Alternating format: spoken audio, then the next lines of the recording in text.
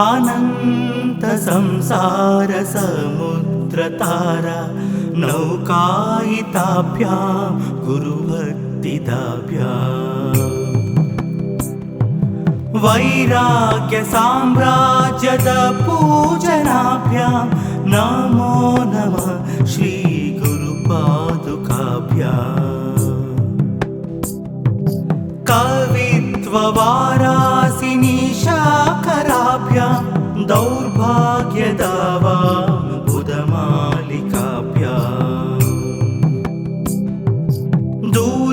दूरीकृतानम्र विपत्तिताभ्यां नमो नमः श्री गुरुपादुकाभ्याम् नताययोः श्रीपतितां समीयुः कदाचिदप्यासु दरिद्रवर्या मूकाश्च वाचस्पतितां हिताभ्यां नमो नमः श्री गुरुपादुकाभ्याम् नालीकनिकासपादाहृताभ्यां नानाविमोहादिनिवारिकाभ्यां नमज्जनाभीष्टाततिप्रदाभ्यां नमो नमः श्री गुरुपादुकाभ्याम् नृपालिमौली व्रजरत्नकान्ति सरिद्विराजत्जुषकन्यकाभ्यां नृपत्वदाभ्यां नतलोकपङ्कते नमो नमः श्री गुरुपादुकाभ्याम्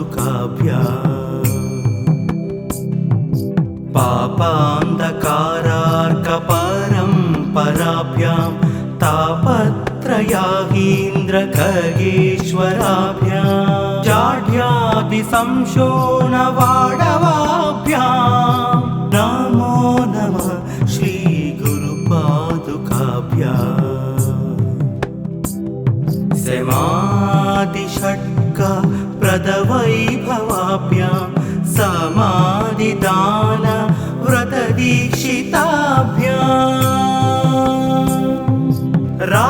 रामाधवान्द्री स्थिरभक्तिदाभ्यां नमो नमः श्री गुरुपादुकाभ्याम्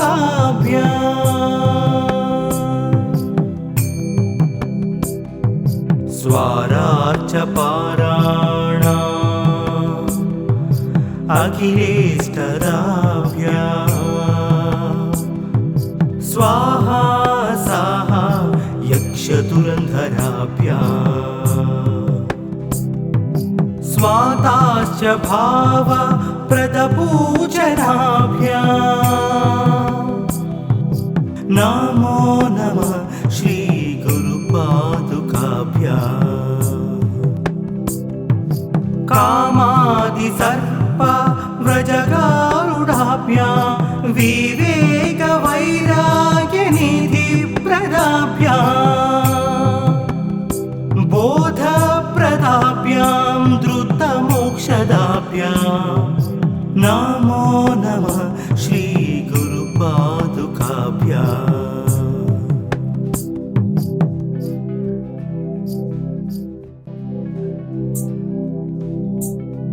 अनंत संसार समुद्रतारा नौकायिताभ्यां गुरुभक्तिदाभ्याम्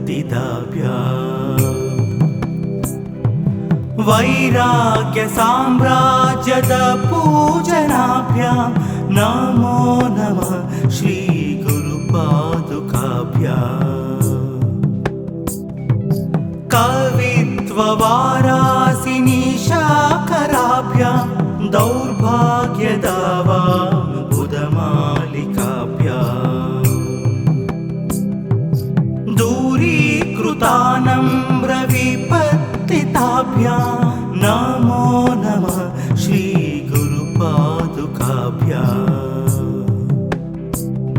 नताययोः श्रीपतितां समीयुः कदाचिदप्यासु दरिद्रवर्या मूकाश्च वाचस्पतितां हिताभ्यां नमो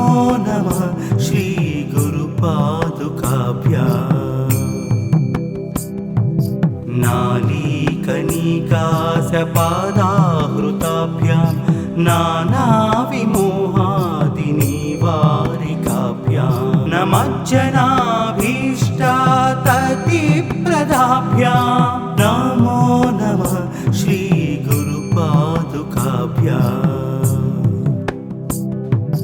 नृपालिमौली व्रजरत्नकान्ति सरिद्विराजत्जुषकन्यकाभ्यां नृपत्वदाभ्यां नतलोकपङ्कतेः नमो नमः श्रीगुरुपादुकाभ्याम्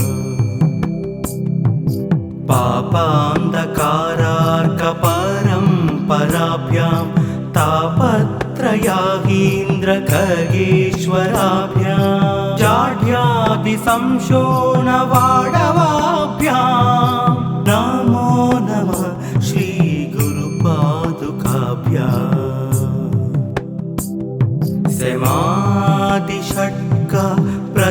समाधिषट्कप्रदवैभवाभ्यां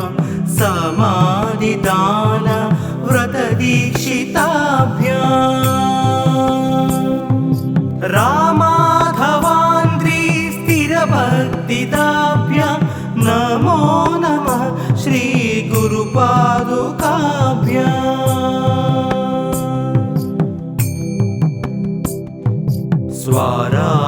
स्वारार्चपाराणा अखिलेष्टदाभ्यां स्वाहा साहा यक्षधुरन्धराभ्यां स्वाताश्च भावप्रदपूजनाभ्यां नमो नमः श्रीगुरुपादुकाभ्याम् कामादिसर्प व्रजगारुडाभ्यां विवेकवैराग्यनिधिप्रदाभ्यां बोधप्रदाभ्यां द्रुतमोक्षदाभ्यां नमो नमः श्रीगुरुपादुकाभ्याम्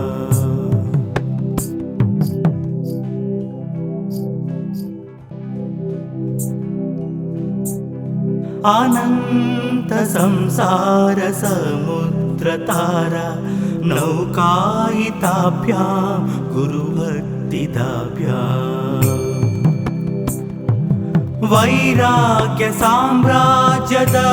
वैराग्यसाम्राज्यदपूजनाभ्यां नमो नमः श्रीगुरुपादुकाभ्याम्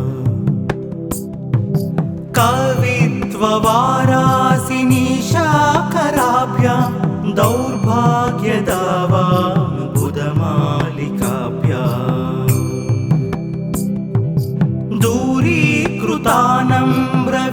दूरीकृतानम्रविपत्तिताभ्यां नमो नमः श्रीगुरुपादुकाभ्याम् नताययोः श्रीपतितां समीयुः कदाचिदप्यासु दरिद्रवर्या मूकाश्च वाचस्पतितां हिताभ्यां नमो नमः श्रीगुरुपादुकाभ्याम् नालीकनिकासपादाहृताभ्यां नानाविमोहादिनिवारिकाभ्यां नमज्जनाभीष्टाततिप्रदाभ्यां नमो नमः श्रीगुरुपादुकाभ्याम् नृपालिमौली व्रजरत्नकान्ति सरिद्विराजत्जुषकन्यकाभ्यां नृपत्वदाभ्यां नतलोकपङ्कतेः नमो नमः श्रीगुरुपादुकाभ्याम् पापान्धकारार्कपरम्पराभ्यां तापत्रयाहीन्द्रखगेश्वराभ्यां जाढ्यादिसंशोणवाडवाभ्यां नमो नमः श्रीगुरुपादुकाभ्याम्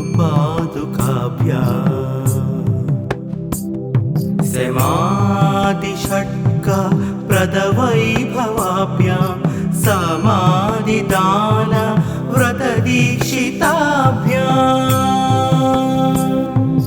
रामाधवान्द्री स्थिरभक्तिदाभ्यां नमो नमः श्रीगुरुपादुकाभ्याम्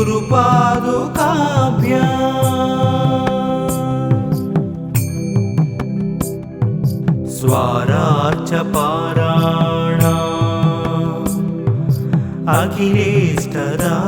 अखिलेष्टदाभ्याम् स्वाहा साहा यक्षधुरन्धराभ्याम् स्वाताश्च भाव प्रदपूजनाभ्याम्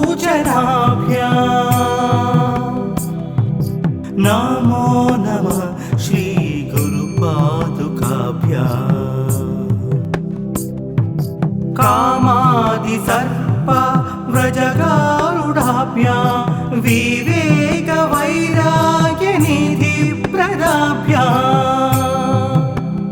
विवेकवैराग्यनिधिप्रदाभ्याम् बोधप्रदाभ्याम् द्रुतमोक्षदाभ्याम् नमो नमः श्रीगुरुपादुकाभ्याम्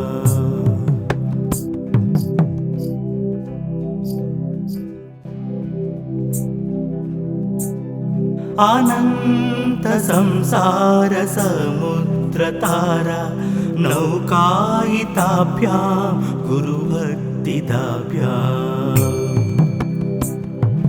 वैराग्य साम्राज्यद पूजनाभ्यां नमो नमः श्रीगुरुपादुकाभ्याम् कवित्ववारासिनी शाकराभ्यां दौर्भाग्यदावाम्बुदमालिकाभ्याम्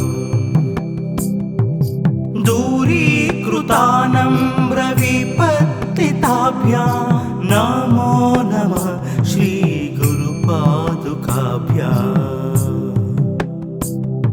नताययोः श्रीपतितां समीयुः कदाचिदप्यासु दरिद्रवर्या मूकाश्च वाचस्पतितां हिताभ्यां नमो नमः श्रीगुरुपादुकाभ्याम्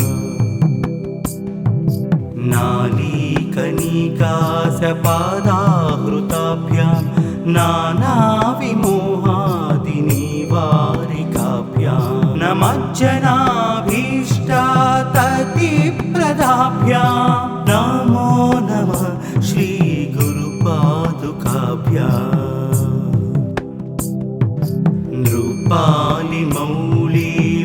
नृपालिमौलिव्रजरत्नकान्ति सरिद्विराजत्जुषकन्यकाभ्यां नृपत्वदाभ्यां नतलोकपङ्कते नमो नमः श्रीगुरुपादुकाभ्याम्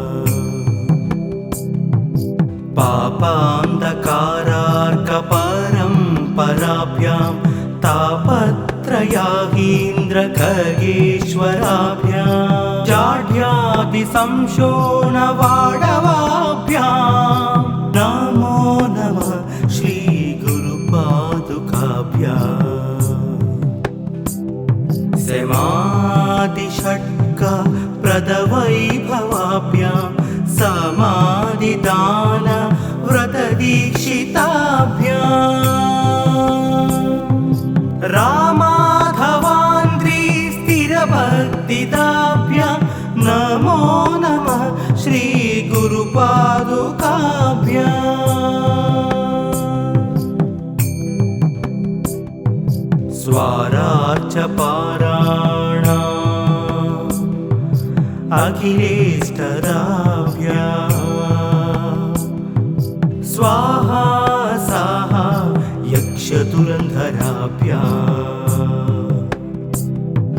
स्वाताश्च भाव प्रदपूजनाभ्याम् नमो नमः श्रीगुरुपादुकाभ्याम् कामादिसर्प व्रजगारुडाभ्यां विवेकवैराग्यनिधिप्रदाभ्याम् बोधप्रदाभ्यां द्रुतमोक्षदाभ्यां नमो नमः श्रीगुरुपादुकाभ्याम्।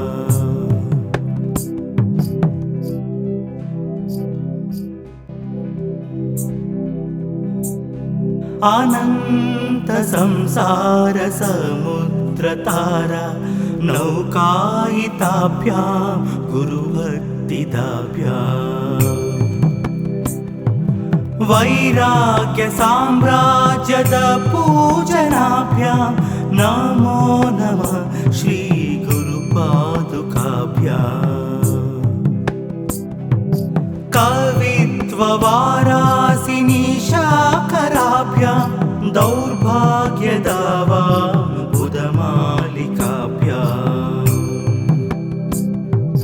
दूरीकृतानम्रविपत्तिताभ्यां नमो नमः श्रीगुरुपादुकाभ्याम्। नताययोः श्रीपतितां समीयुः कदाचिदप्यासु दरिद्रवर्या।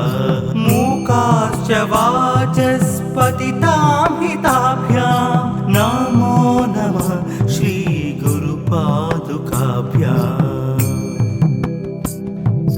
नालीकनिकासपादाहृताभ्यां नानाविमोहादिनिवारिकाभ्यां नमज्जनाभीष्टाततिप्रदाभ्यां नमो नमः श्रीगुरुपादुकाभ्याम्।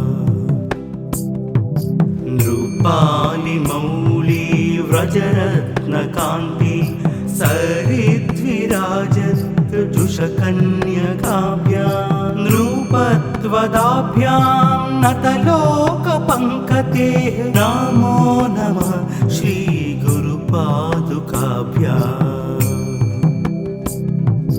पापान्धकारार्कपरम्पराभ्यां तापत्रयाहीन्द्रखगेश्वराभ्यां जाड्यादिसंशोणवाडवाभ्यां नमो नमः श्रीगुरुपादुकाभ्याम्।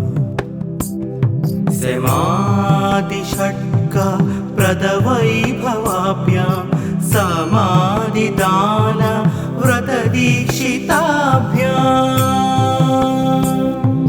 रामाघवान्द्री स्थिरभक्तिदाभ्यां नमो नमः श्रीगुरुपादुकाभ्याम्।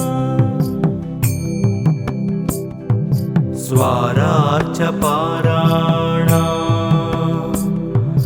अखिलेष्टदाभ्यां स्वाहा साहा यक्षधुरन्धराभ्यां स्वाताश्च भावप्रदपूजनाभ्यां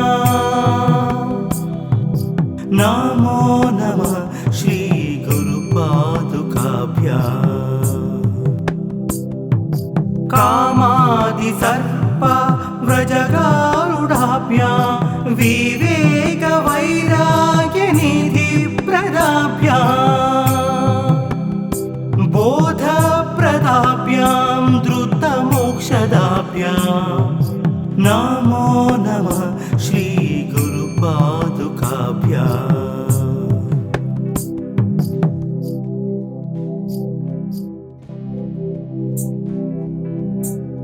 अनंत संसार समुद्रतारा नौकायिताभ्यां गुरुभक्तिदाभ्याम्।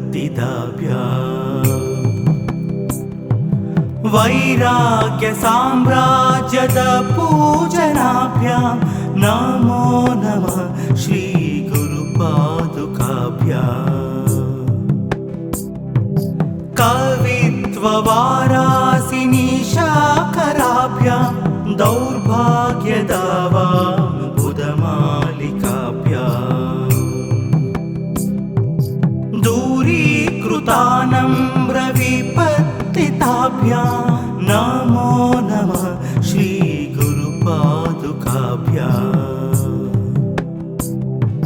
नताययोः श्रीपतितां समीयुः कदाचिदप्यासु दरिद्रवर्या मूकाश्च वाचस्पतितां हिताभ्यां नमो नमः श्रीगुरुपादुकाभ्याम्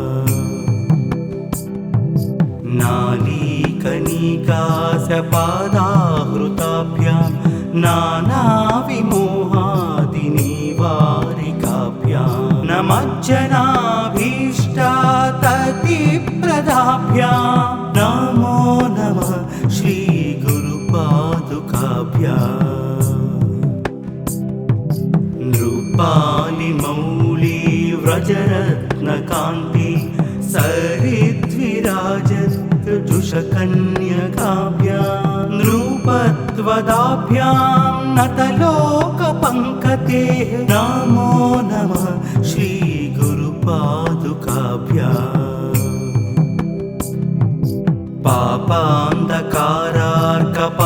पापान्धकारार्कपरम्पराभ्यां तापत्रयाहीन्द्रखगेश्वराभ्यां जाढ्यादिसंशोणवाडवाभ्यां नमो नमः श्रीगुरुपादुकाभ्याम्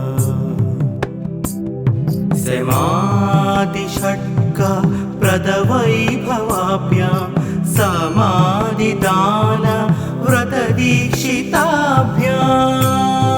समाधिदानव्रतदीक्षिताभ्याम् रामाधवान्द्री स्थिरभक्तिदाभ्यां नमो नमः श्रीगुरुपादुकाभ्याम् स्वारार्चपाराणा अखिलेष्टदाभ्यां स्वाहा साहा यक्षधुरन्धराभ्यां स्वाताश्च भावप्रदपूजनाभ्यां नमो नमः श्रीगुरुपादुकाभ्याम् कामादिसर्पव्रजगारुडाभ्यां विवेकवैराग्यनिधिप्रदाभ्यां बोधप्रदाभ्यां द्रुतमोक्षदाभ्यां नमो नमः श्रीगुरुपादुकाभ्याम्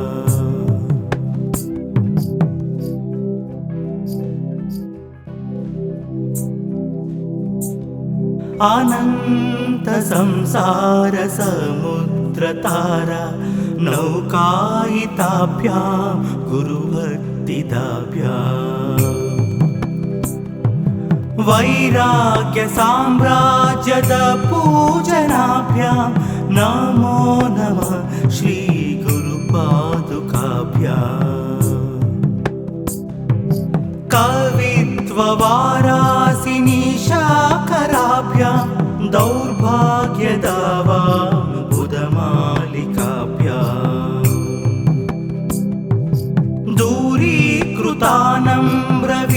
दूरीकृतानम्रविपत्तिताभ्यां नमो नमः श्रीगुरुपादुकाभ्याम्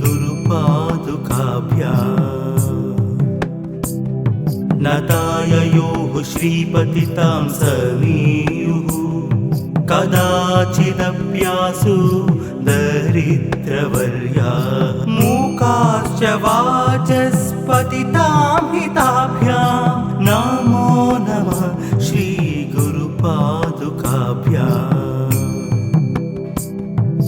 नालीकनिकासपादाहृताभ्यां नानाविमोहादिनिवारिकाभ्यां नमज्जनाभीष्टाततिप्रदाभ्यां नमो नमः श्रीगुरुपादुकाभ्याम्